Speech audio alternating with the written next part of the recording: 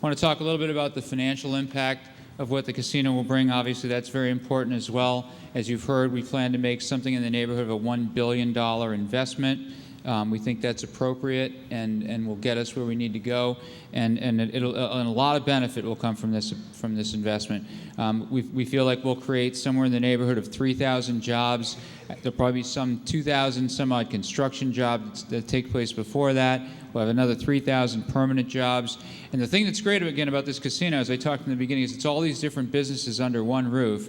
So while we might have 3,000 jobs, we have over 800 different job types. You know, you have a casino operation, so you have dealers, you have technicians, people that are working with our slot machines, you have hosts, but then you have a big food and beverage operation. You have a big engineering component, people that are maintaining this wonderful building that we have. We have landscaping jobs. You know, we have jobs in finance and casino accounting. And it's a really wonderful place to have great diversity. You know, a lot of times you bring a business into a community, and you know, whether it's a factory or a manufacturer or something like that, they really only have certain types of jobs, and it's not a broad type experience.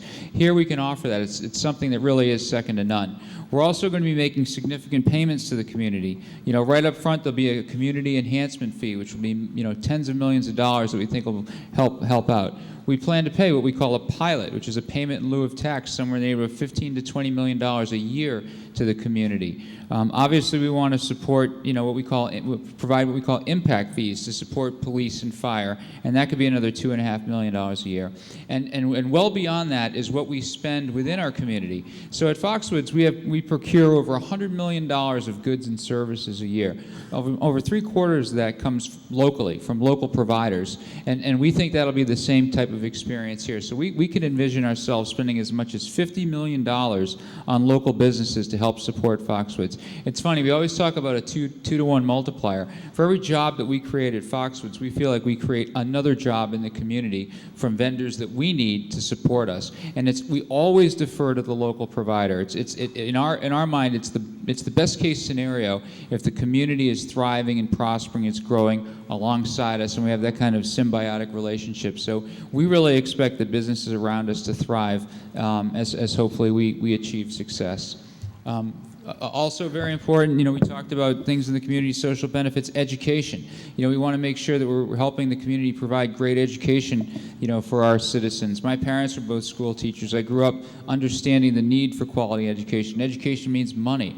You know, so as we look at the schools, what do the schools need? Do they need computers? Do they need new programs? You know, we work directly with schools at Foxwoods. We promote programs within universities and surrounding areas, and we've talked to a few around there. So we hope to provide, you know, funding for those same kind of programs here. Obviously, public safety is critical. That also means dollars. We want to provide actual dollars for police so that they can have their equipment that they need. They can have the stations that they can need. You know, whatever it is that it takes to make this, again, clean, safe, and fun, you know, we're going to be doing, and we're going to be providing those monies. Obviously, you know, we feel like property values will be enhanced. Local charities, very important. We you know, at Foxwoods, we spend a lot of money on local charities. Obviously, it's important that we all give. You know, even in tough times, it's important to give. And all through the, you know, as you heard about the financial issues that Foxwoods had, we never shied away from our giving, and we've always supported local charities. Very important. And obviously, parks, recreational areas, not only the things that we're talking about doing on site, but also around the communities, whether it's helping you build ball fields or soccer stadiums, places where our youth can get together, congregate, and have a healthy experience, you know, is obviously very, very critical. You know, obviously, you know, we're very anxious, hopefully, to start negotiations on a community host agreement. We actually have one drafted that we're ready to hopefully, you know, start working on soon. But, you know, as we mentioned, we'll have, you know, over $1 billion investment. I think I ran through a lot of these numbers with the $15 to $20 million pilot fee, the community enhancement fee, the impact fees. Also, we envision there'll be things like taxes on meals and hotels and other excise taxes. You know, as we mentioned, we're going to upgrade the water and sewage infrastructure, and we've identified, you know, just in talking to you, a few community needs like the recreational facilities in the schools and the cultural needs that are, you know, very, very important around here. We want to build all of that into a hard, fast agreement so that you'll know what you'll be getting every year, and you can plan for that accordingly. Talked a little bit about jobs.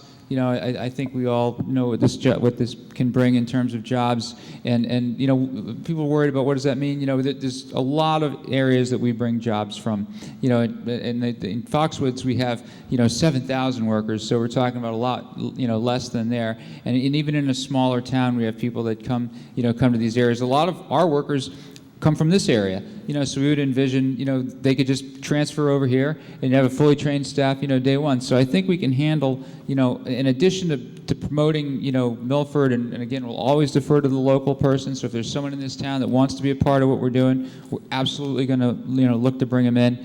But to the extent that there's needs outside of that, we feel very comfortable that we can satisfy, you know, our job requirements here.